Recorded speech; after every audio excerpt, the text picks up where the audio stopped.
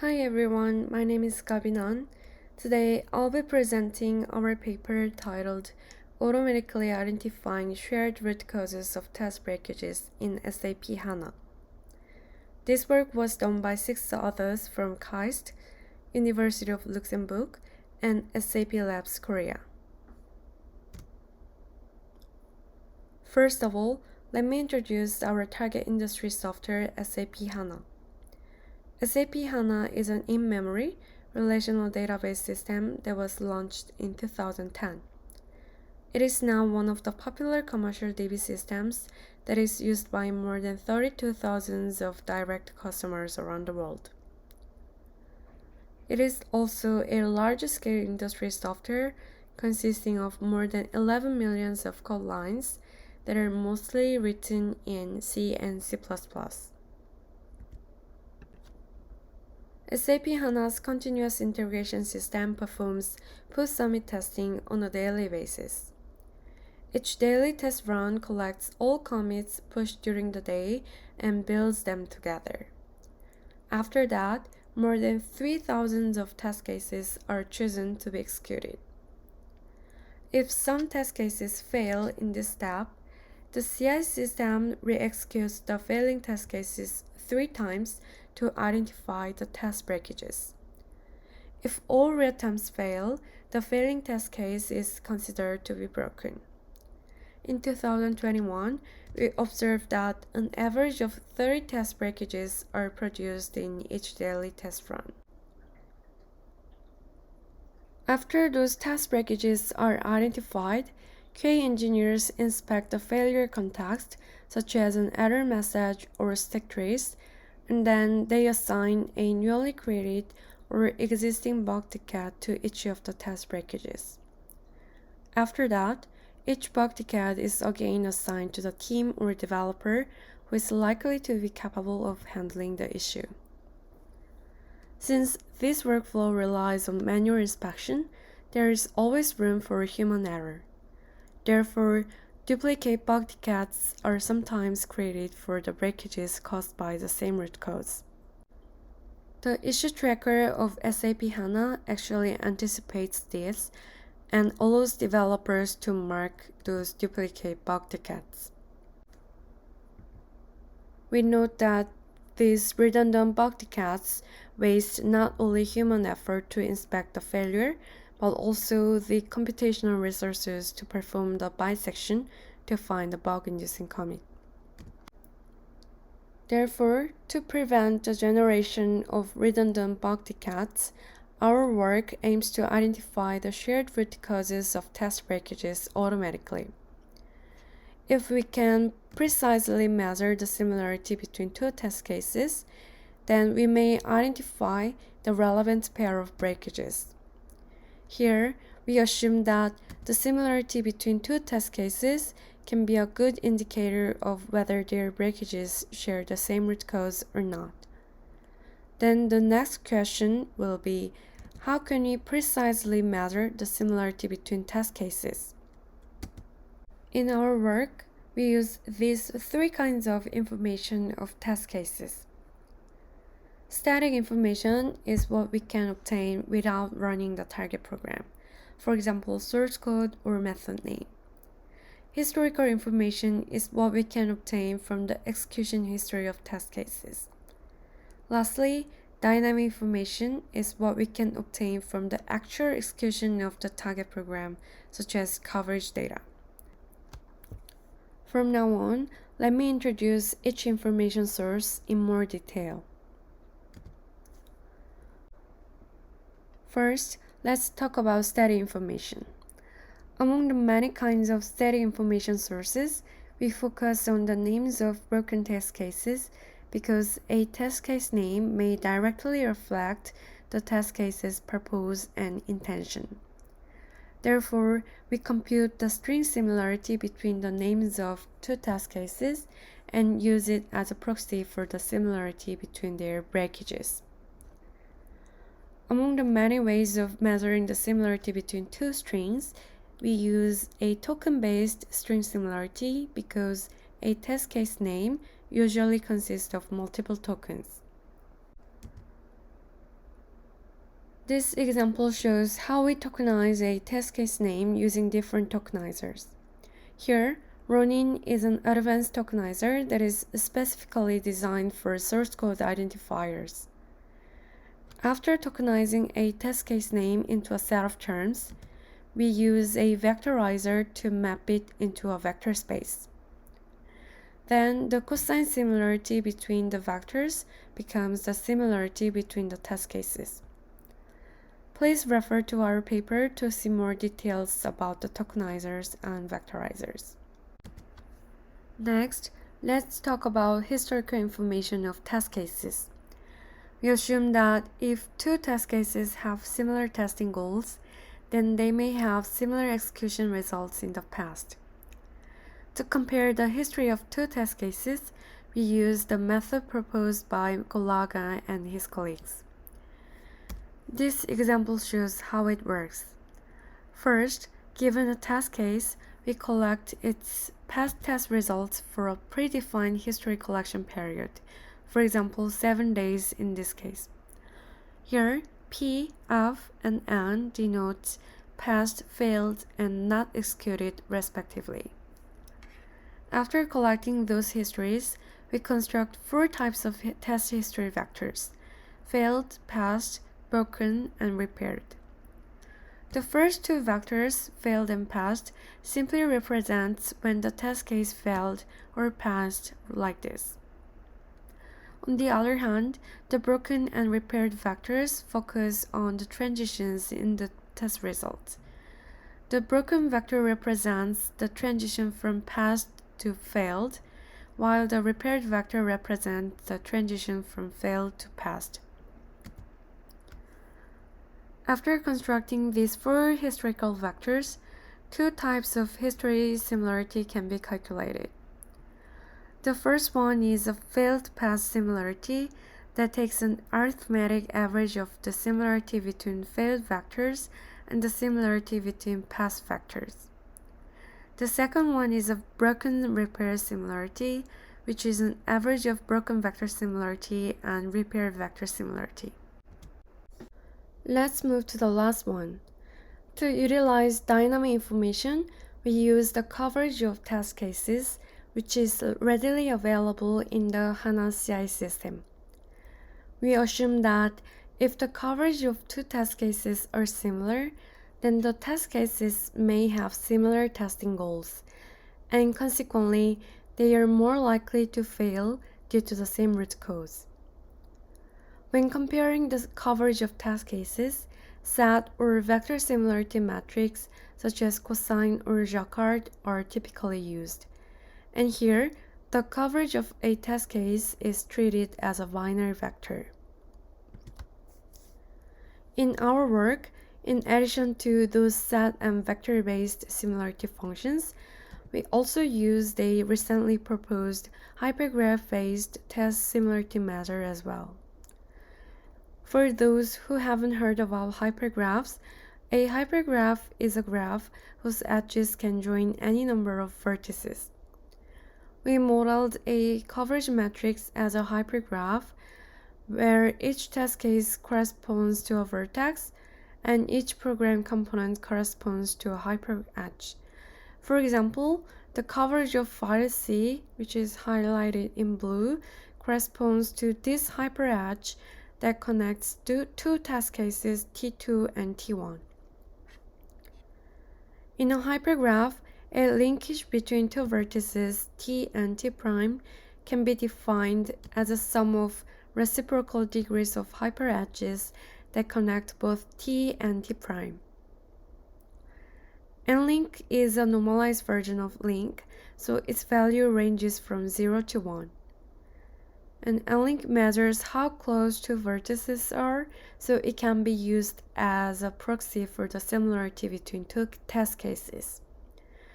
For more information, please refer to the original work that is cited in our paper.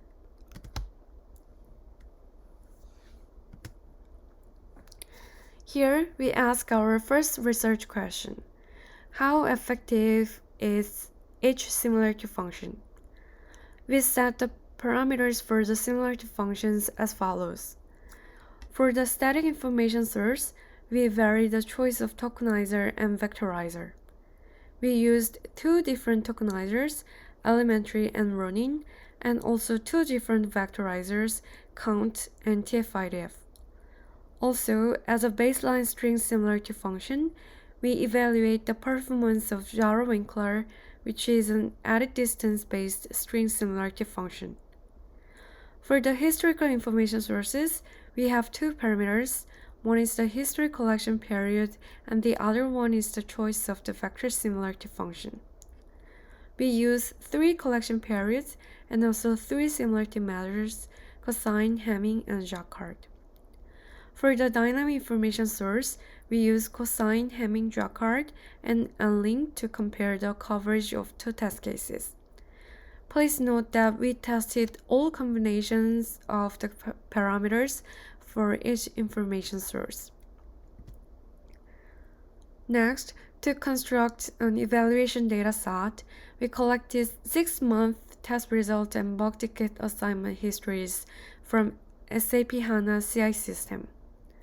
And then, we consider a set of duplicate bug tickets as a single bug ticket. Then, if two breakages are mapped to the same bug ticket, we regard them as a relevant breakage pair. The table on the right shows the statistics of the collected data. Using the collected ground truth data set, we measure the classification accuracy of each similarity function. We classify a pair of breakages as relevant only if their similarity is above a certain threshold. Then, we can use the ROC or precision recall curves to summarize the classification performance for a range of threshold values. Here, the larger the area under the curve is, the better the classification performance is. We note that average precision is more useful than AUROC in our context because it focuses more on the positive samples, which is rare in our dataset. Now, let me share the results for RQ1. We evaluate the classification performance of each similarity function on our training dataset. For each information source, the best parameter configuration in terms of average precision is highlighted in gray color. First, when measuring the similarity between test case names, the advanced tokenizer running with the TF-IDF vectorizer performs the best. Also, token-based string similarity functions outperform the baseline similarity function Jaro-Winkler. For the historical similarity functions, we notice that measuring the cosine similarity between historical vectors significantly outperforms using other similarity function, Hamming and Jacquard. We also found that the classification performance of broken repair similarity is higher than that of failed path similarity. Lastly, for dynamic information source, Unlink, which is the hypergraph-based coverage similarity function, shows the best classification performance. Overall, we found that coverage is the most effective one among the studied information sources. We also evaluated the best performing similarity functions on the test dataset. This figure shows the F1 scores of each similarity function at different thresholds. Each vertical dotted line represents the learned threshold that resulted in the maximum F1 score in the training dataset. We can see a large discrepancy between the learned and the best performing thresholds on the test dataset. This finding shows that using only a single similarity function may not generalize well to unseen dataset. We also ask our second research question: how complementary are the similarity functions to each other? This Venn diagram shows true positive and true negative pairs in the training dataset that can be correctly classified by the best performing similarity function from each information source when using the optimal threshold. These results show that none of the similarity functions is completely dominated by other functions. Let's look into more concrete example. Given this test breakage from a daily test run, we ranked all other breakages in the test run in the descending order of their n-link similarities to the given breakage. You can see that these two breakages share no common tokens except for test, so that the similarity between test names would be very low. However, we found that these breakages were actually assigned to the same Bhakti cat. This example shows that some relevant pairs can only be detected by using a certain information source, so that different information sources can complement each other. Let's move to the last part of our work. From RQ1, we found that using only a single similarity function with the learned threshold is not enough to generalize well to unseen data. And the results for RQ2 showed that different information sources can complement each other. These two findings motivated us to build a unified classification model that incorporates all information sources. To train a classification model, we first calculate 27 different similarity values for each pair of breakages. Then, we extract features from the similarity values. Here, we used 3 strategies for the feature extraction. The first strategy directly uses all similarity values as features. The second one uses only the best performing similarity function from each information source. The last one applies principal component analysis to extract the lower dimensional features from the original similarity values.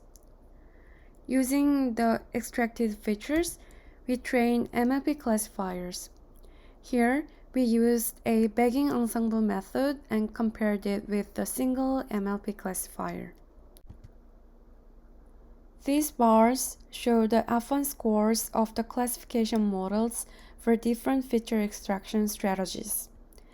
For each feature extraction strategy, there are 2 bars, each showing the performance of the MLP classifier with and without bagging respectively. The red and blue horizontal lines show the F1 scores of the 2 best performing similarity functions from RQ1. These results show that the classification model significantly outperforms using only the single similarity function. Among the various feature extraction strategies, extracting 16-dimensional features using PCA performs the best, achieving an F1 score of 0.742. This result shows that reducing the feature dimensionality by a moderate amount can effectively reduce the noise in the training data without losing much information. Regarding the bagging ensemble method, we observed that the classification models with bagging generally performs better than those without bagging. The best performing model with the PCA extracted features and the bagging method shows a precision of 0.88 and a recall of 0.64. In this work, to prevent the generation of redundant Bhakti cats, we proposed various methods to measure the similarity between test breakages. We evaluated them using SAP HANA's CI data and showed that using various information sources together in the form of a classification model can significantly outperform using only a single similarity function. Thank you for listening.